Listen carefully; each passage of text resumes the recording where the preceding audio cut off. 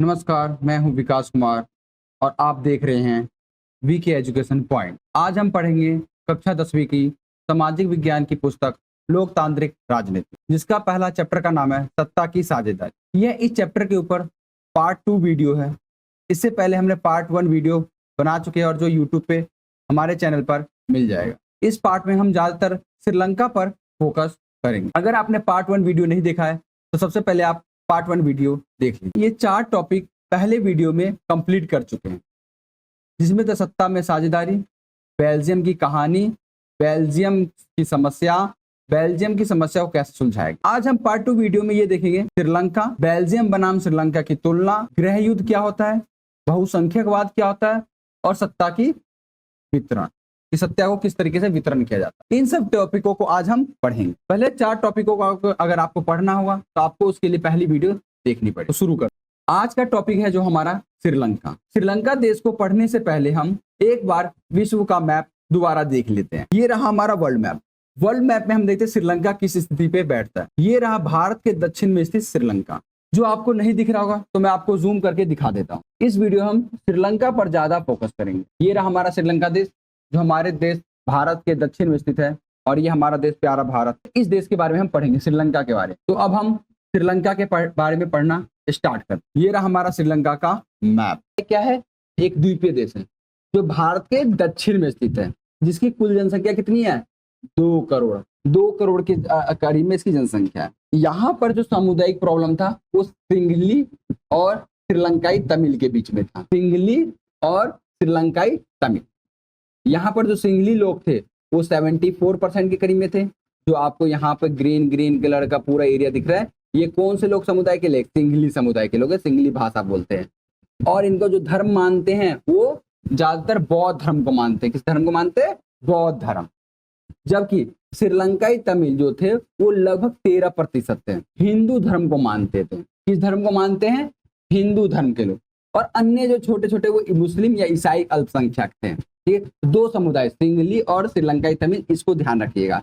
इन्हीं दोनों के बीच में विवाद हो। अब यहाँ पर सामाजिक भेदभाव क्या होता था? जो श्रीलंका में सामाजिक भेदभाव क्या होता था? श्रीलंका कब आजाद होता था? 1948 में। श्रीलंका जो आजाद हुआ था 1948 में। श्रीलंकाई सरकार जैसे ही आजाद हुआ तो सबसे पहला जो महत्व दिया, ज्यादा इंपॉर्टेंस दिया, वो सिंघलियों को दिया।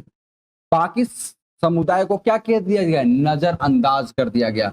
उनको कोई अधिकार नहीं दिया गया। सिंघली समुदाय को क्या दी गई? प्राथमिकता दी गई। किसी भी सरकारी नौकरी या शिक्षा, किसी भी क्षेत्र में, या नेता, किसी भी क्षेत्र में किसको प्राथमिकता दी गई?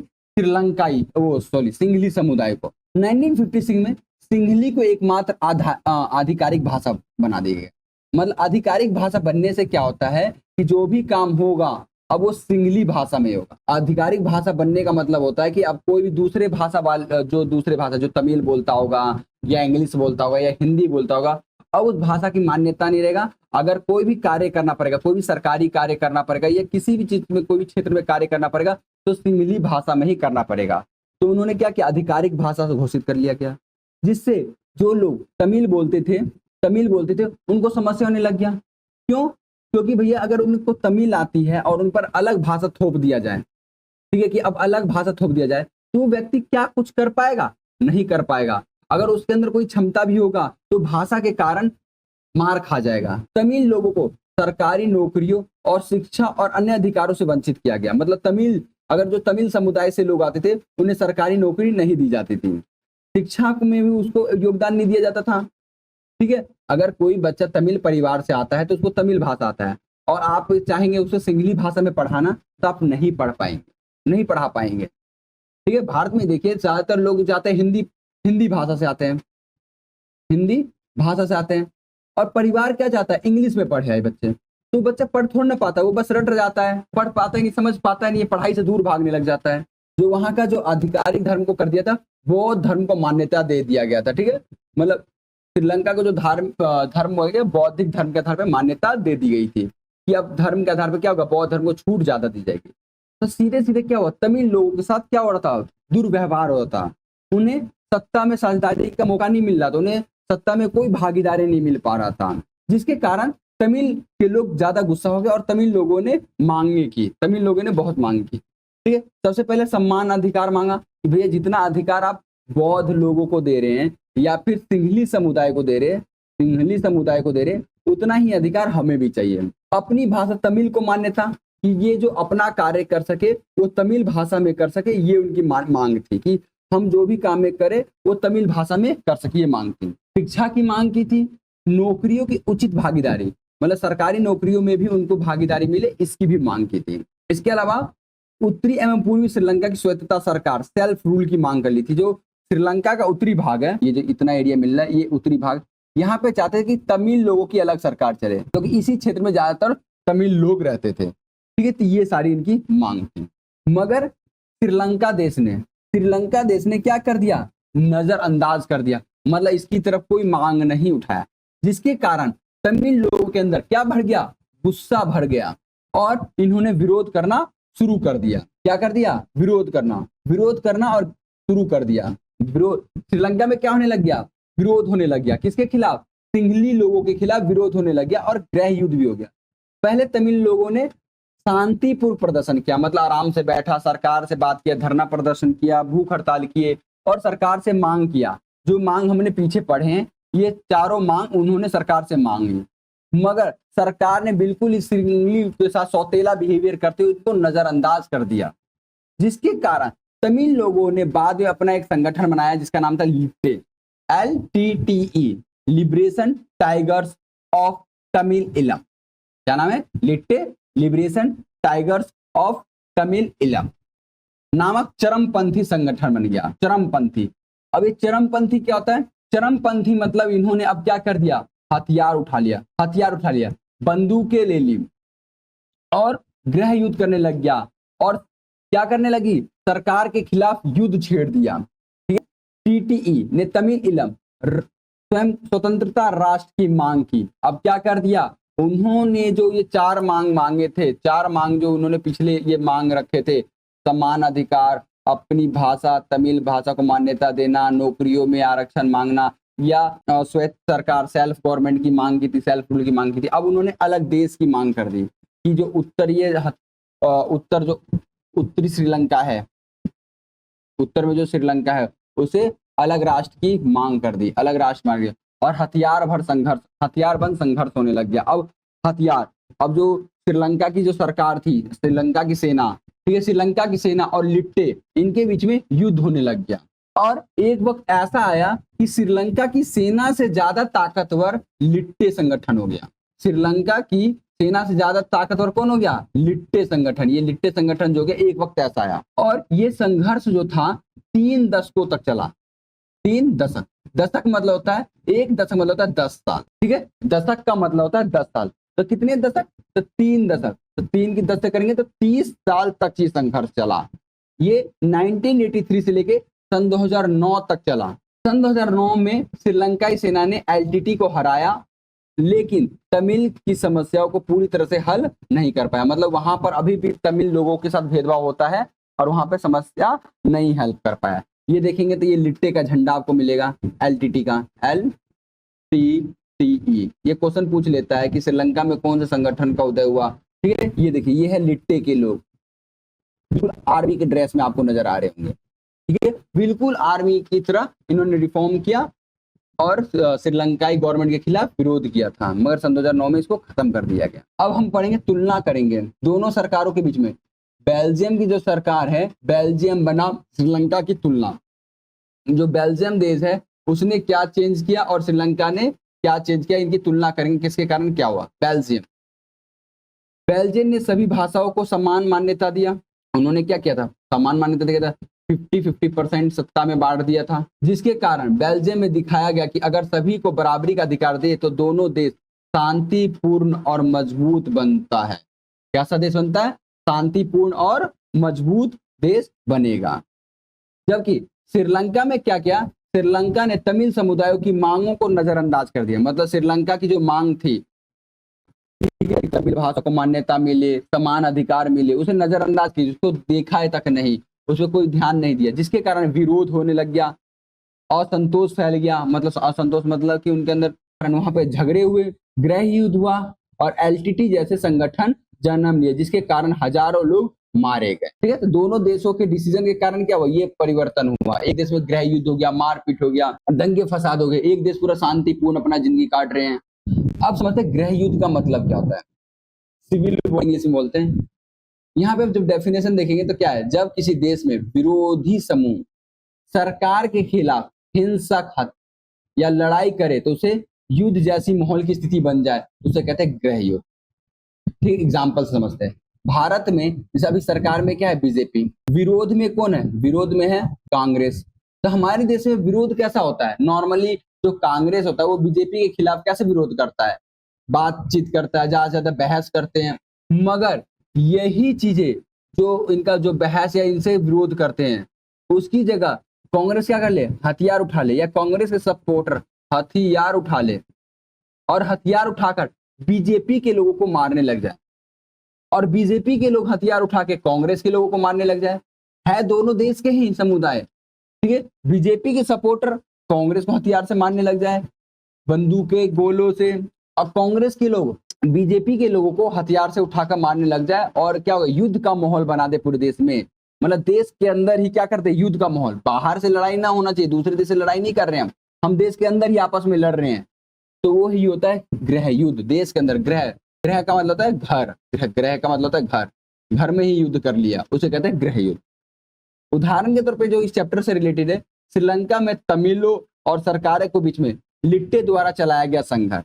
क्या हुआ था कि श्रीलंका की सरकार तो थी, तो उसके खिलाफ कौन खड़ा हो गया, लिट्टे। क्या हो गया, लिट्टे खड़ा हो गया, और दोनों के आपस में संघर्ष हो गया और हथियारबंद संघर्ष हुए, तो उसी को कहते हैं गृह युद्ध। अब होता है बहुसंख्यकवाद, मेजोरिटिज्म। यह सोच कि अगर कोई समुदाय बहुसंख्यक है, क्या सोच कि कोई समुदाय संख्या में ज्यादा है तो वे देश का शासन करने के लिए पूरा अधिकार है। मतलब किसी एक समुदाय के अंदर ये भावना आ जाना कि वो देश में बहुत ज्यादा संख्या में है, तो क्या पूरा का पूरा अधिकार उसी समुदाय के लोगों के पास है। वह अल्पसंख्यकों की जरूरतों और इच्छाओं को नजरअंदाज कर देता है, अनदेखी करता है। मतलब वो जो अल्पसंख्यक समुदाय, जो कम आबादी वाले क्षेत्र वाले जो जरूरी लोग हैं, वो क्या करते हैं, जो कम आबादी वाले लोग उनकी इच्छाओं और उनको नजरअंदाज कर देते हैं। अब यहाँ इस चैप्टर से रिलेटेड अगर हम देखेंगे टॉपिक में क्या है, उदाहरण में, तो श्रीलंका ने सिंहली बहुसंख्यक थे। क्या थे, श्रीलंका में क्या थे, सिंहलिक बहुसंख्यक थे।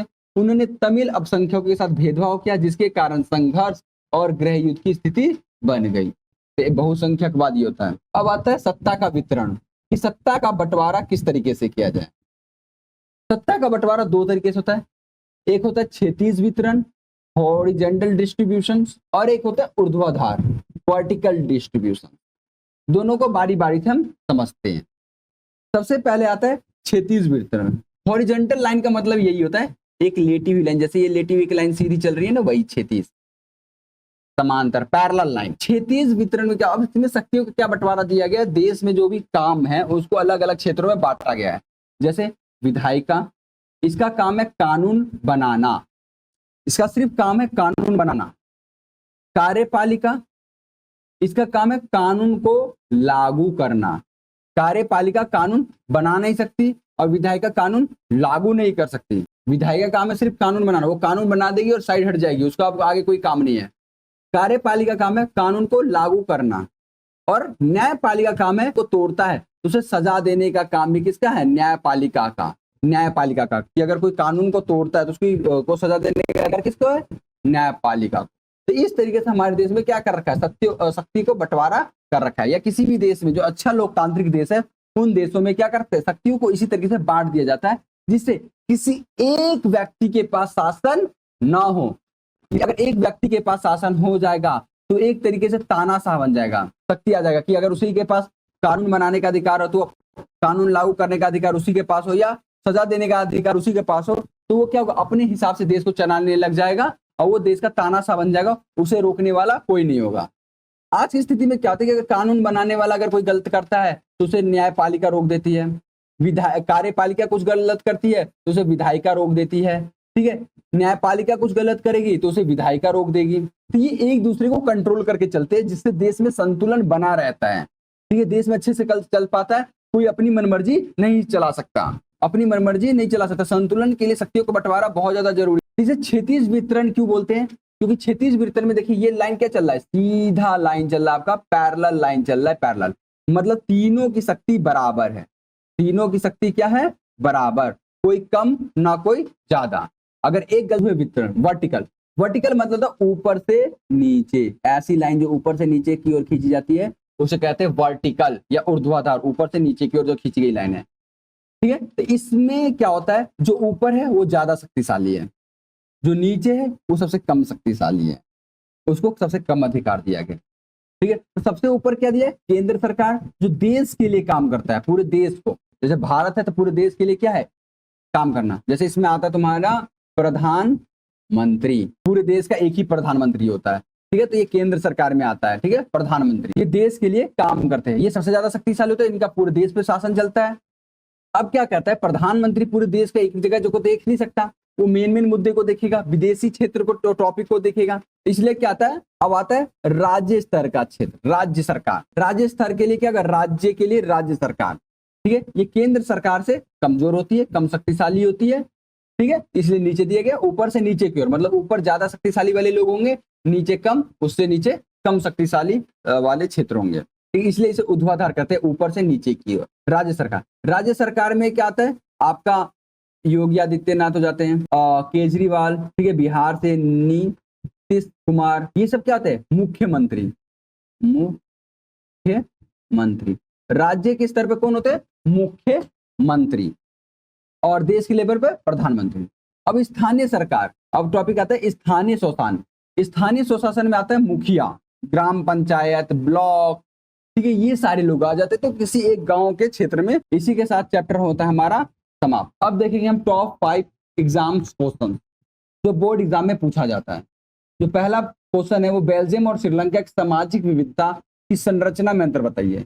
जो हमने ऊपर पढ़ चुके हैं श्रीलंका और बेल्जियम के बारे में, तो उसकी सामाजिक विविधता के बारे में पढ़ना है। जो हिंट के तौर पे आपको दे रखा है, उसकी जनसंख्या, भाषाई विभाजन और धार्मिक विविधता को बताना है, जो हमने अच्छे से पढ़े हैं।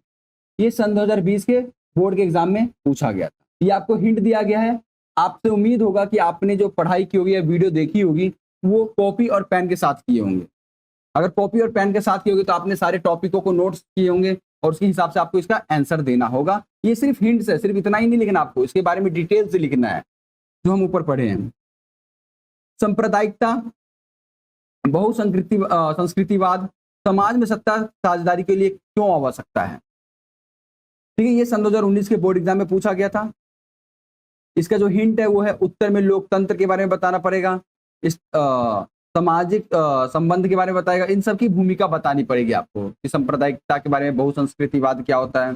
जैसे भारत में क्या है बहुसंस्कृतिवाद, भारत में बहुत सारी संस्कृतियों को माना जाता है। सांप्रदायिकता क्या होता है, दो समुदाय के बीच में होता है। अगला जो क्वेश्चन है क्षेत्रीय सरकार या राज्य सरकार के महत्व के बारे में बताना है और भारत में किस प्रकार से कार्य करती है। जो भारत की राज्य सरकार है वो कैसे कार्य करती है उसके बारे में बात करना है। संघीय सत्ता में बंटवारे के उदाहरण में, तो इसके बारे में आपको ऊर्ध्वाधर जो हमने शक्तियों का बंटवारा किए थे, जो ऊपर से पिरामिड के तौर पर हमने जो डिजाइन करके पढ़े थे, केंद्र सरकार, राज्य सरकार और स्थानीय सरकार, तो उसके बारे में हमें डिटेल से बताना होगा इस आंसर में। ये सन 2022 के बोर्ड एग्जाम में पूछा गया था। अगला क्षैतिज और ऊर्ध्वाधर सत्ता में साझेदारी, ये तो सबसे आसान है, ये तो हमारा पीपीटी में नोट्स भी था। ये सन 2018 और सन 2023 के बोर्ड एग्जाम में भी पूछा गया था। केंद्र सरकार, राज्य सरकार, विधायिका, न्यायपालिका, इन सब के बारे में अंतर बताना होगा। ये सब ग्रीन कलर के जो सब क्या हिंट्स हैं, आपको हिंट्स को ध्यान में रखे आंसर देना है। सत्ता का साझा करने में विभिन्न रूप कौन कौन से है, उदाहरण सही बताइए। सामाजिक, राजनीतिक और जातीय समूह के, अगर देश में किसी भी समुदाय में अलग अलग बटे हुए हैं, सामाजिक तौर से अलग है, राजनीतिक तौर से अलग है और जातीय तौर से अलग है, तो इनके बीच में शक्तियों का बंटवारा किस तरीके से किया जाए जिससे एक देश अच्छे से चल सके, इस टॉपिक पे इसके बारे में हमें चर्चा करना है। तो आप इसका भी आंसर लिखेंगे। उम्मीद है कि आपने कॉपी और पेन रखे होंगे और इसका आंसर अभी सॉल्व करेंगे। बाद के भरोसे में मत रहिएगा क्योंकि बाद में कोई कार्य नहीं होता है, सब भूल जाते हैं, आप अगले चैप्टर की तैयारी में लग जाएंगे। ठीक है, आज के लिए बस इतना है।